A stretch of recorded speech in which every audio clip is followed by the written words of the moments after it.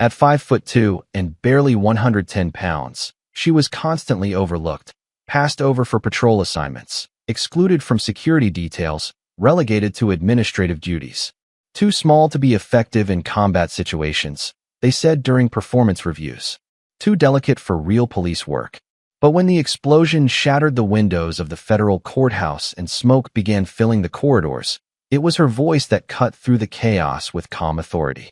She crawled through debris that larger officers couldn't navigate, found 2 wounded civilians trapped beneath fallen concrete, and dragged them, one at a time, through the smoke-filled hallway to safety, coughing blood but never stopping. By the time the fire department arrived, she had already stabilized both victims and was directing evacuation procedures. No one questioned her size anymore. The smallest officer on the force had accomplished the biggest rescue of the day. From which city in the world are you watching this video today? If you enjoy stories about individuals who prove that courage and determination matter more than physical size, consider subscribing for more content that celebrates the moments when heart triumphs over everything else. The fluorescent lights of the Metropolitan Police Department's morning briefing room cast harsh shadows across worn linoleum as Officer Maria Santos adjusted her duty belt and checked her equipment with the methodical precision that had characterized her approach to police work throughout her 18-month career. At 0700 hours, the day shift was assembling for assignments, with senior officers clustering around the duty roster while newer personnel waited for their assignments in the familiar ritual that determined how each officer would spend the next 10 hours serving and protecting the community. Santos stood near the back wall, her 5'2" frame often overlooked in the sea of taller colleagues, as Sergeant Dennis Crawford prepared to distribute the day's patrol assignments with the efficiency that came from 15 years of supervising patrol operations in one of the city's most challenging districts. The briefing room itself reflected the practical nature of police work and the resource limitations that characterized urban law enforcement. Metal chairs arranged in rows that had seen decades of use, a whiteboard covered with crime statistics, and patrol routes that told the story of a city's ongoing struggle with criminal activity, and bulletin boards displaying wanted posters and departmental announcements that provided constant reminders of the challenges facing law enforcement officers in maintaining public safety. The worn appearance of the room contrasted sharply with the high-tech command centers featured in television police dramas, but it served its purpose of bringing officers together for the critical information sharing that ensured coordinated response to community safety needs. The morning briefing ritual had become a daily reminder of Santos' position within the department hierarchy and the persistent challenges she faced in advancing beyond routine assignments to more challenging duties that would demonstrate her capabilities. Despite 18 months of exemplary service, excellent performance evaluations that consistently rated her performance as superior in all categories, and consistent demonstration of professional competence in every assignment she had been given, she found herself consistently assigned to duties that kept her away from the kind of high-stakes situations that could advance her career or demonstrate her capabilities in challenging circumstances that required quick thinking, decisive action, and the ability to perform under pressure. "Attention, people," Crawford announced, his voice carrying the authority and weariness that came from 15 years of supervising patrol operations in one of the city's most challenging districts, where officers dealt daily with domestic violence, drug-related crime, gang activity, and the social problems that created ongoing public safety challenges. "We've got a federal courthouse detail today requiring additional security presence. Judge Harrison is hearing the Castellano organized crime case, and intelligence suggests possible intimidation attempts or disruption of proceedings by associates of the defendant who have demonstrated willingness to use violence to influence legal proceedings." Santos straightened with anticipation, hoping for assignment to the courthouse security detail that would provide the kind of experience she had been seeking throughout her career. Federal cases offered opportunities to work with specialized units, gain experience with high-profile investigations, and demonstrate competence in complex security situations that required coordination between multiple law enforcement agencies. The courthouse assignment would provide exposure to federal law enforcement procedures, interaction with experienced investigators from agencies beyond local police, and the kind of complex security challenges that demonstrated an officer's ability to handle significant responsibilities requiring both tactical competence and professional judgment. However, her hopes diminished as Crawford began selecting officers for the prestigious assignment that would provide exposure to federal law enforcement agencies and complex criminal investigations that went far beyond routine patrol duties. The selection process followed predictable patterns that Santos had observed throughout her career, patterns that seemed to favor certain officers while consistently overlooking others whose qualifications might be equally strong, but whose physical characteristics or background didn't match traditional expectations about law enforcement capabilities. Rodriguez, Chun, and Williams, Courthouse Security. Report to Federal Marshal Davidson at 0800 for briefing and tactical coordination with federal security teams responsible for protecting judicial proceedings and ensuring courthouse safety. Santos watched with familiar disappointment as 3 of her more senior colleagues received the courthouse assignment while she remained waiting for her daily patrol route announcement. The pattern was familiar and increasingly frustrating. High-visibility assignments consistently went to officers with more experience, larger physical presence, or longer service records that provided them with presumed advantages in handling challenging situations. Rodriguez stood 6'3" and had served 8 years with multiple commendations for handling dangerous situations involving armed suspects and domestic violence calls. Chun was a martial arts instructor with specialized training in defensive tactics and crowd control procedures, and Williams had previous military experience that made him valuable for security operations requiring tactical coordination and understanding of threat assessment procedures. The selection criteria seemed to emphasize physical presence and traditional law enforcement experience, while overlooking other qualifications that might be equally relevant to successful completion of security duties, including analytical thinking, communication skills, attention to detail, and the kind of professional competence that Santos had demonstrated consistently throughout her career, but which seemed to carry less weight in assignment decisions than more obvious characteristics. Santos, Crawford finally called, his tone suggesting routine assignment rather than recognition of important duties that required professional competence. Community liaison duties at the Senior Center on 5th Street. Routine wellness checks and public relations activities designed to maintain positive relationships between the police department and elderly residents who represent a vulnerable population requiring special attention and support. Maria felt the familiar disappointment of being assigned to duties that emphasized her perceived strengths in community interaction while avoiding any situations that might require physical intervention or demonstrate her ability to handle dangerous circumstances that could provide evidence of her readiness for advancement to more challenging assignments.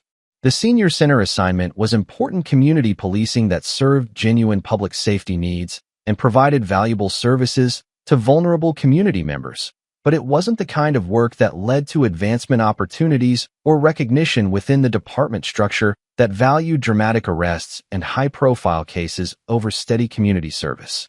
Any questions about today's assignments?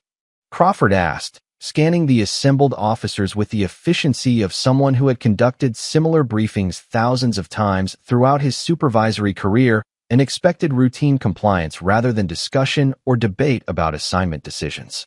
Santos considered speaking up to request different assignment or express her willingness to take on more challenging duties that would provide opportunities to demonstrate her capabilities beyond community relations work, but knew that questioning duty assignments was generally discouraged, especially for officers still establishing their reputations within the department hierarchy that valued conformity and acceptance of supervisory decisions over individual initiative or career ambition that might be perceived as challenging established procedures.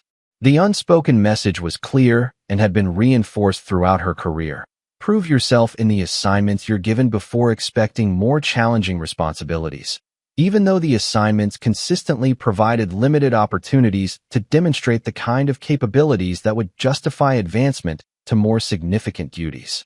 The circular nature of this expectation meant that officers assigned to routine duties had limited opportunities to demonstrate readiness for challenging assignments, while those given challenging assignments had multiple opportunities to prove their competence and advance their careers. As the briefing concluded and officers headed to their assigned posts throughout the city, Santos gathered her equipment, and prepared for another day of community policing duties that she approached with professional dedication despite her frustration with the limited scope of her responsibilities. The senior center work was meaningful and important. She genuinely cared about the elderly residents and took pride in building relationships that made them feel safer in their neighborhood, while providing them with a connection to law enforcement that could address their concerns and fears about community safety. But she also knew that career advancement in law enforcement typically required experience with more challenging assignments that demonstrated ability to handle dangerous situations, make critical decisions under pressure, and perform effectively in the high-stakes circumstances that defined police work in the public imagination and influenced supervisory perceptions about officer competence and readiness for increased responsibility. Maria called Officer Jennifer Kim as they walked toward the parking garage, her voice reflecting understanding of Santos' ongoing frustration with assignment patterns that seemed to limit her opportunities despite her obvious qualifications and professional competence. "How do you feel about another day at the senior center?" Santos adjusted her radio and straightened her uniform, maintaining professional demeanor despite her disappointment at receiving another routine assignment that would provide limited opportunities to demonstrate her capabilities beyond community relations work. "It's important work, Jen. Community policing makes a real difference in people's lives, and building positive relationships between law enforcement and vulnerable community members serves important public safety purposes." "Sure, but don't you want more action?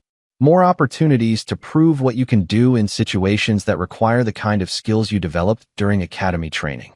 Kim had been Santos' academy classmate and understood her ambitions that extended far beyond routine community assignments to include the full range of law enforcement responsibilities that their training had prepared them to handle. Santos had been asking herself the same question for months as she watched other officers receive assignments that provided opportunities to demonstrate tactical competence, investigative skills, and crisis management abilities, while she continued to be assigned to duties that, while important, didn't provide the kind of dramatic demonstrations of capability that seemed to influence career advancement decisions within the department structure.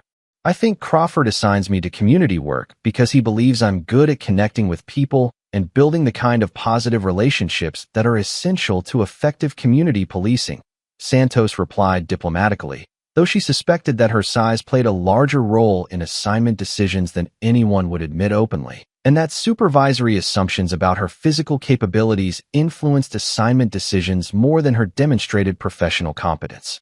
Kim nodded, but her expression suggested she understood the underlying issue that Santos was reluctant to address directly due to the sensitivity of discussing physical characteristics and their impact on career advancement in a profession that prided itself on merit-based advancement while often maintaining unstated preferences for certain physical characteristics that were assumed to correlate with effectiveness in law enforcement duties.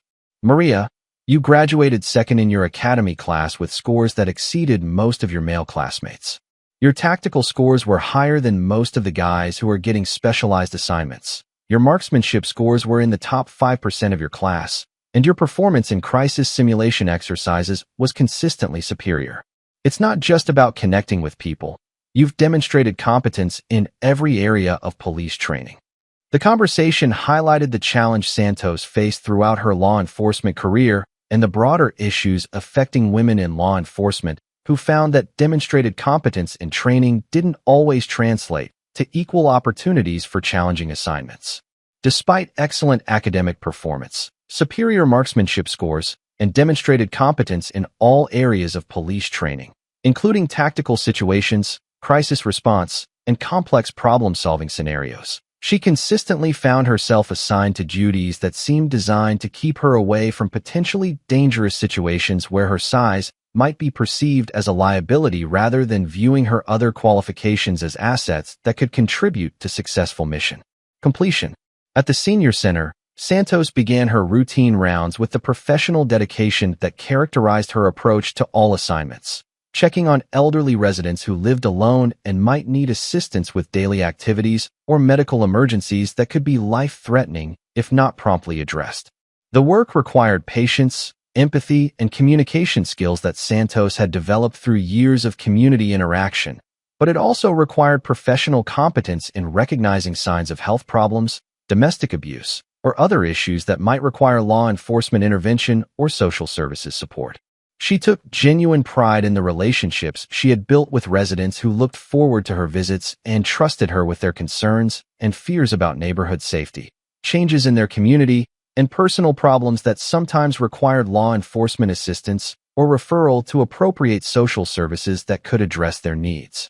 The work provided genuine satisfaction and served important public safety purposes, but it also reinforced her assignment to duties that emphasized interpersonal communication over other law enforcement skills that she had developed but rarely had opportunities to demonstrate.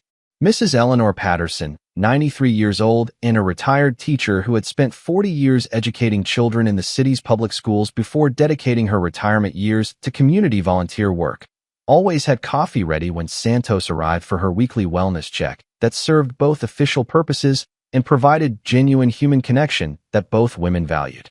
"Maria, dear, you look tired. Are they working you too hard at that police station? Or are you frustrated with the limitations they seem to place on your career advancement?" Santos smiled while accepting the offered coffee and settling into the familiar ritual of conversation that served both as welfare check and genuine human connection that transcended professional duties to include personal friendship based on mutual respect and shared concerns about community safety. "I'm fine, Mrs. Patterson. Just thinking about career goals and how to achieve them in a profession that sometimes has very traditional ideas about who should do what kinds of work based on assumptions that may not reflect actual capabilities or qualifications. You know, in my 40 years of teaching, I learned that people often underestimate those who don't fit their expectations about what competent professionals should look like," Mrs. Patterson said with the wisdom of someone who had observed human nature for nearly a century and had witnessed dramatic changes in social attitudes about women's capabilities in traditionally male-dominated professions. "The most capable people are often the ones nobody expects to succeed because they look different or don't match conventional ideas about leadership and competence that are based more on stereotypes than actual performance." The conversation was interrupted by Santos' radio crackling with an emergency call that would fundamentally change her career trajectory and provide the opportunity she had been seeking to demonstrate her capabilities in the kind of challenging situation that could prove her readiness for advancement beyond routine community assignments. "All units, explosion reported at the federal courthouse, 1200 Main Street. Multiple casualties reported. All available units respond immediately for emergency response and rescue operations." Santos felt her heart rate spike as she recognized the location where Rodriguez, Chun, and Williams had been assigned for security duty, realizing that the explosion could mean that her colleagues were in immediate danger along with the federal personnel they were assigned to protect, including Judge Harrison, who was hearing the high-profile organized crime case that had required additional security measures due to intelligence suggesting possible intimidation attempts. "Mrs. Patterson, I have to go immediately. There's an emergency at the courthouse where several of my colleagues are assigned." "Go, dear. Be careful, and remember that courage comes in all sizes." Santos ran to her patrol car while calling dispatch to confirm her response to the courthouse emergency and requesting additional information about the nature of the explosion and casualty reports that would help her understand what kind of response would be most effective. The drive took less than 3 minutes through city streets, but smoke was already visible from several blocks away, and she could hear sirens converging on the scene from multiple directions as emergency responders throughout the city mobilized to respond to what appeared to be a major incident requiring coordinated response from police, fire, and medical personnel. Arriving at the courthouse, Santos encountered a scene of chaos that tested everything she had learned during emergency response training and required immediate application of crisis management skills that she had developed but rarely had opportunities to demonstrate in her routine community assignments. The front entrance had been destroyed by what appeared to be a vehicle-borne explosive device, and smoke was pouring from several floors of the building while debris covered the street and surrounding area. Emergency responders were establishing a perimeter while firefighters prepared to enter the building to search for survivors trapped by debris and smoke that made traditional rescue operations extremely dangerous. Lieutenant Sarah Martinez, the incident commander responsible for coordinating police response to the emergency, was establishing a command post across the street from the courthouse, where she could maintain communication with multiple agencies while directing rescue operations and ensuring that the scene remained secure from additional threats. Santos reported to Martinez for assignment, expecting to be assigned to perimeter control or traffic management duties that would keep her away from the most dangerous aspects of the rescue operation while allowing more experienced or physically larger officers to handle the high-risk rescue work. Santos, I need you to work with the fire department on evacuating the upper floors. They're reporting people trapped in offices that are cut off by debris and smoke. An initial assessment suggests that we need someone small enough to navigate through spaces that larger rescue personnel can't access. The assignment surprised Santos because it would put her directly involved in rescue operations rather than the support duties she typically received, and it represented recognition that her physical characteristics might actually be advantageous rather than limiting in certain types of emergency situations. But there was no time to question the assignment or wonder why Martinez had chosen her for such critical work when larger, more experienced officers were available for rescue operations. Fire Captain Michael O'Brien briefed Santos on the situation as they prepared to enter the building, providing tactical information that would be essential for successful rescue operations while highlighting the dangers that made the mission extremely challenging even for experienced rescue personnel. We've got at least 15 people trapped on the 3rd and 4th floors. The main stairwells are blocked by debris from the explosion, and we're getting reports of injuries that require immediate medical attention to prevent fatalities. O'Brien's assessment was based on communication with courthouse security personnel who had managed to establish contact with some of the trapped individuals using emergency communication systems that had survived the explosion. Though the communication was intermittent and limited by structural damage that had affected building infrastructure, including emergency lighting and backup power systems that normally facilitated rescue operations. The situation was complicated by structural damage that made traditional rescue approaches dangerous and potentially impossible, requiring innovative solutions and willingness to accept significant personal risk to reach trapped individuals who might not survive without immediate assistance. The building's structural integrity was questionable following the explosion, and the possibility of additional collapse created ongoing danger for rescue personnel operating inside the damaged structure. "What do you need me to do?" Santos asked, recognizing that her police training in emergency response would complement the firefighters' specialized rescue expertise, while her size might provide unique advantages in navigating through debris-filled spaces that were inaccessible to larger rescue personnel. "We need someone small enough to navigate through the debris to reach the trapped individuals and assess their condition for medical treatment priorities. Most of my guys are too big to fit through the spaces we've identified as potential access routes to reach people who are trapped in areas that are completely cut off from traditional rescue approaches." For the first time in her career, Santos' size was being viewed as a definitive advantage rather than a limitation that needed to be accommodated or overcome. The same physical characteristics that had led to her exclusion from tactical assignments and specialized duties now made her uniquely qualified for a rescue mission that larger officers couldn't attempt, demonstrating that effectiveness in law enforcement and emergency response required diverse capabilities rather than conformity to traditional expectations about physical requirements.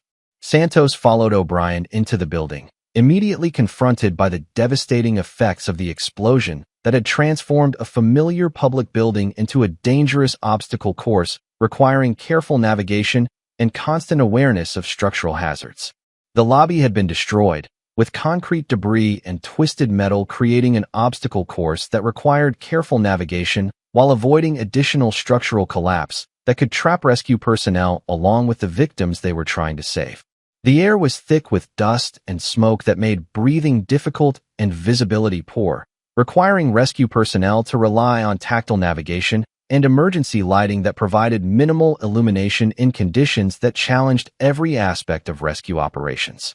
The combination of structural damage, poor visibility, and ongoing collapse danger created an environment that tested the limits of rescue capabilities while demanding immediate action to save lives that hung in the balance. The stairwell to the 3rd floor is partially collapsed, but we think there's a gap large enough for someone your size to squeeze through, O'Brien explained as they reached the area where rescue access would be attempted. pointing to a space between fallen concrete slabs that was barely large enough for Santos to fit through, but would be impossible for larger individuals to navigate safely.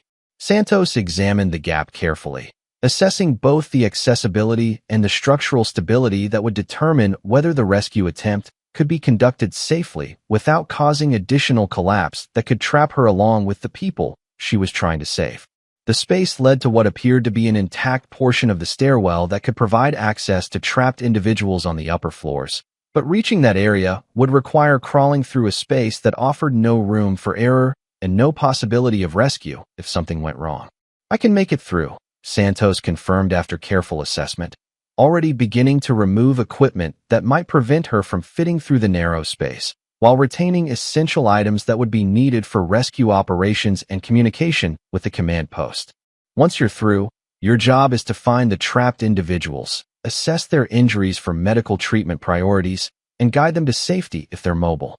If they can't move due to injuries or debris, you'll need to stabilize them until we can get additional rescue equipment in place to complete the evacuation." Santos crawled through the gap with careful movements that avoided disturbing the structural debris while moving quickly enough to reach trapped individuals before their medical conditions deteriorated beyond the point where rescue would be effective. The space was cramped and filled with debris that made movement difficult, but she could hear voices calling for help from somewhere above her position, providing motivation to continue despite the obvious dangers. Climbing carefully through the damaged stairwell that remained structurally sound enough to support her weight, Santos reached the third floor, where she found 4 courthouse employees trapped in an office that had been cut off by collapsed ceiling tiles and debris that blocked traditional rescue access.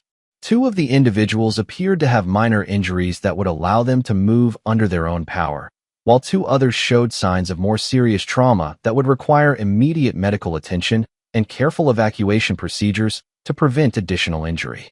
"I'm Officer Santos with the Metropolitan Police. I'm here to get you out of here safely." The relief on the faces of the trapped individuals was immediate and profound, reflecting the fear and uncertainty they had experienced during the hours since the explosion, when they had been uncertain whether rescue was possible or if they would be forgotten in the chaos of the emergency response that was focusing on more accessible areas of the building. "Can you walk?" Santos asked the 2 individuals who appeared less seriously injured, needing to determine the most efficient evacuation sequence that would get everyone to safety while prioritizing those with the most serious medical needs. Both confirmed that they could move under their own power, though they were shaken and disoriented by the traumatic experience of being trapped in a damaged building while uncertain about their prospects for rescue or survival. Santos guided them back through the debris-filled stairwell to the gap where O'Brien and his team could assist them in reaching safety and receiving medical evaluation that would determine whether they required hospital treatment for their injuries. Returning for the 2 more seriously injured individuals, Santos found that one had what appeared to be a broken leg that would require immobilization before movement, while the other was showing signs of possible head trauma that made movement dangerous without proper medical support and specialized evacuation equipment to prevent additional injury during the rescue process. "I'm going to stabilize your injuries until medical personnel can get here with proper equipment to evacuate you safely," Santos told them, applying first aid techniques she had learned during police training while adapting the procedures to the challenging conditions created by the building damage and limited space for medical treatment.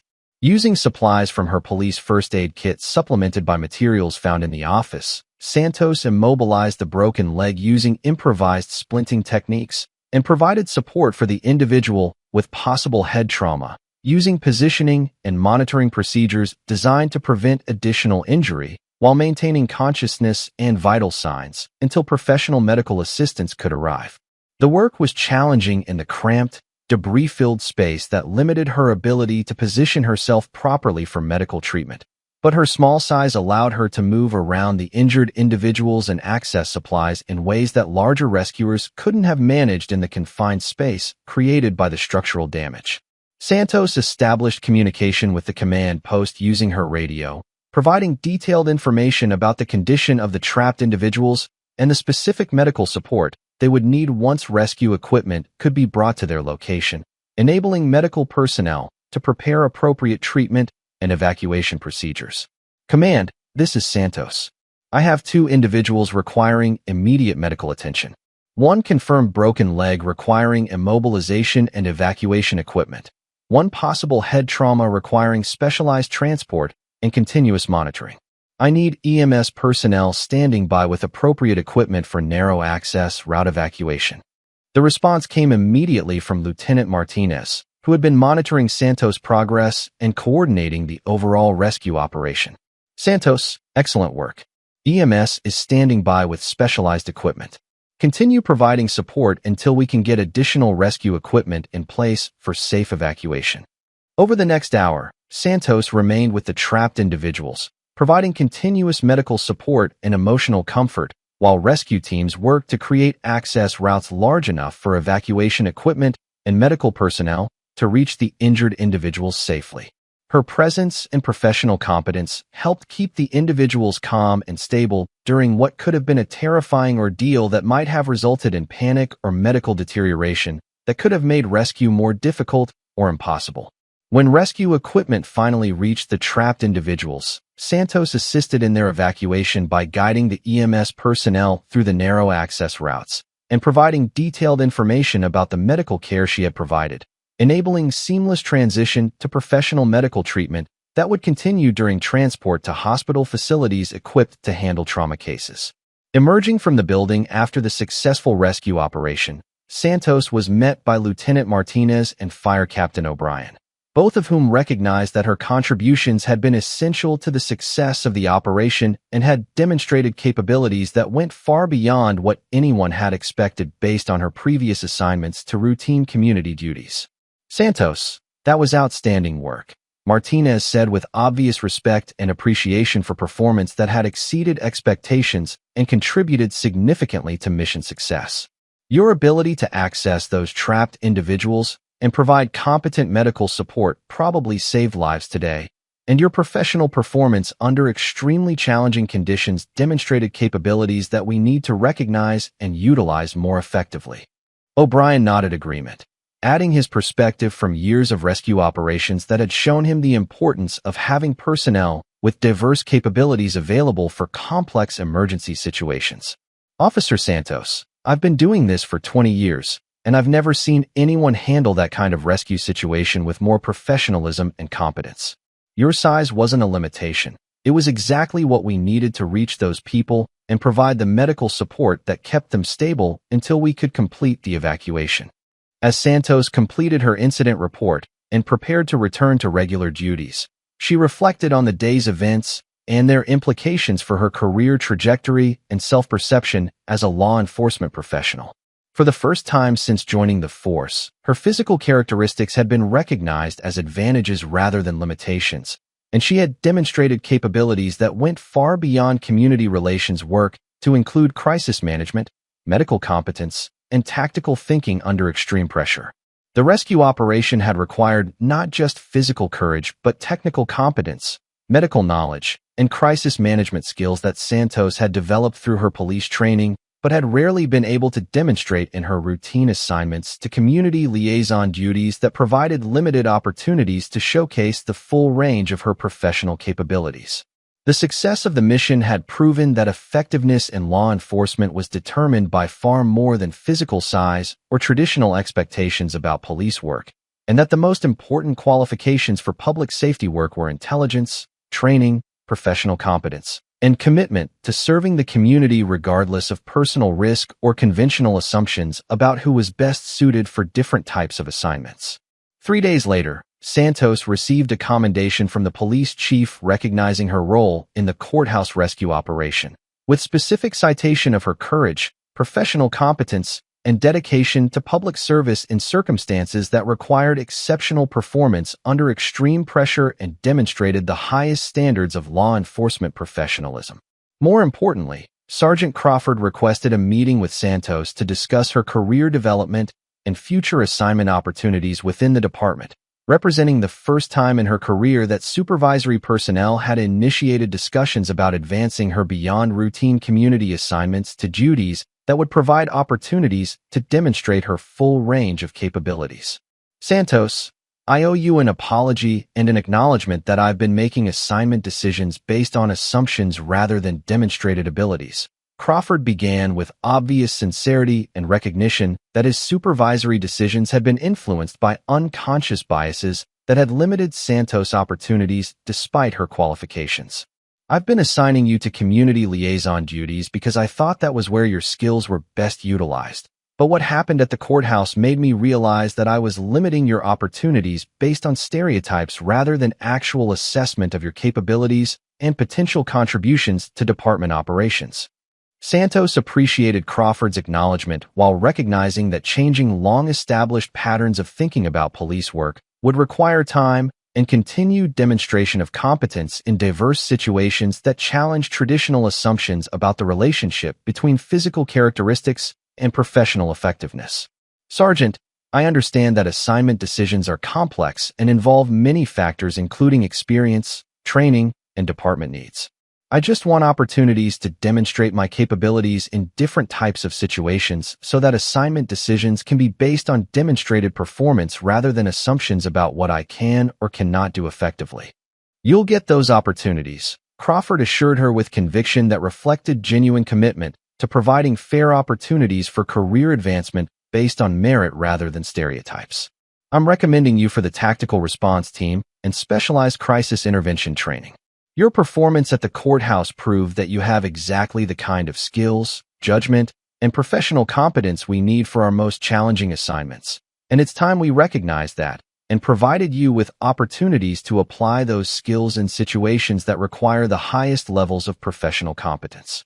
The conversation marked a turning point in Santos' career that went beyond individual advancement to represent broader recognition within the department that effective law enforcement required diverse skills and perspectives rather than adherence to traditional stereotypes about police work that might limit the department's ability to respond effectively to the full range of public safety challenges facing the community. 6 months later, Officer Santos would be promoted to detective and assigned to the department's crisis response unit, where her combination of tactical skills, crisis management abilities, medical competence, and community relations expertise made her invaluable for situations requiring both technical competence and interpersonal communication skills that could mean the difference between successful resolution and tragic outcomes. But she would always remember the day when an explosion at the federal courthouse created an opportunity to demonstrate that courage, competence, and dedication were far more important than physical size in determining effectiveness as a law enforcement officer, and that the most important qualifications for police work were intelligence, training, and commitment to public service rather than conformity to traditional expectations about what police officers should look like or how they should approach their responsibilities to protect and serve their communities. The officer they had assigned to routine community liaison duties had proven that the most important qualifications for police work were professional competence, dedication to public service, and willingness to risk personal safety to protect others, regardless of physical characteristics that might not match traditional stereotypes about law enforcement capabilities, but which could actually provide unique advantages in situations requiring diverse skills and innovative approaches to complex problems.